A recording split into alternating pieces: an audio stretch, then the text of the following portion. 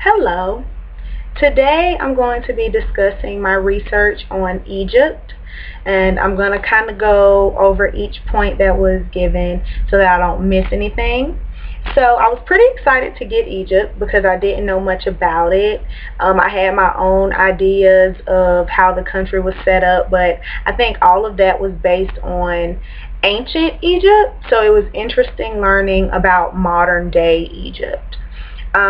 One thing that I noticed during my research was that I had to keep putting Egypt today, modern day Egypt, because whenever you look up just Egypt, it pulls up ancient Egypt first. And I didn't want to talk about the old stuff. I want to talk about the new stuff.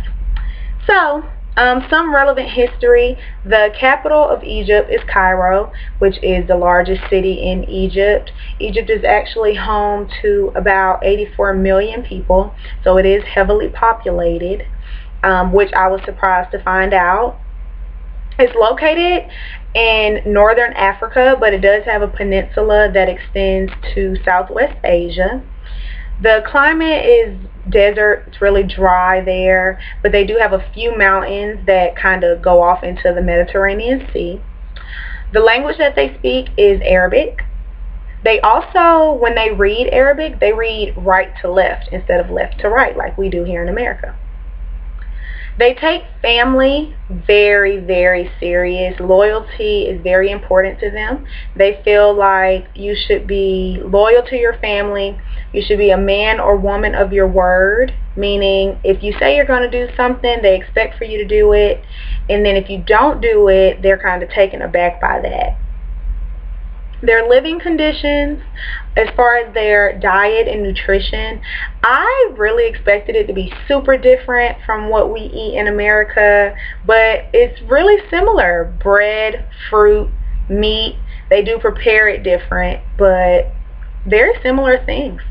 Their clothing is very conservative, especially for the women. The women have to be more covered because of the Islamic law that is in Egypt. That also brings us to talk about the religion.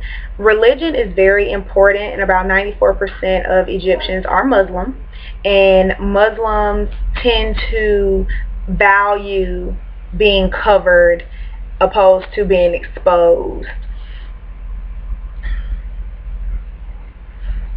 I also learned that the political systems in Egypt are very similar to that of the United States. Now, when I began this project, I was thinking pharaohs, I was thinking kings and queens and peasants, but today it isn't like that. They actually have a president who is the head of state, and the way that they go about deciding who their president is by they have to be born in Egypt to Egyptian parents, and they have to be at least 40 years old. So as long as they fit those requirements, then they could potentially be the president. And then he also has a cabinet which supports him and helps him make his decisions. One thing that was interesting to me was the business customs there, because they're very different from in the United States. So whenever we have meetings in the United States, we kind of automatically shake each other's hands. It's not like that in Egypt. Only same-sex individuals can shake hands automatic. Otherwise, if a handshake isn't initiated by the woman, you just nod. And to them, that's not rude. To them, that's normal. There are also a few things that they do and don't like.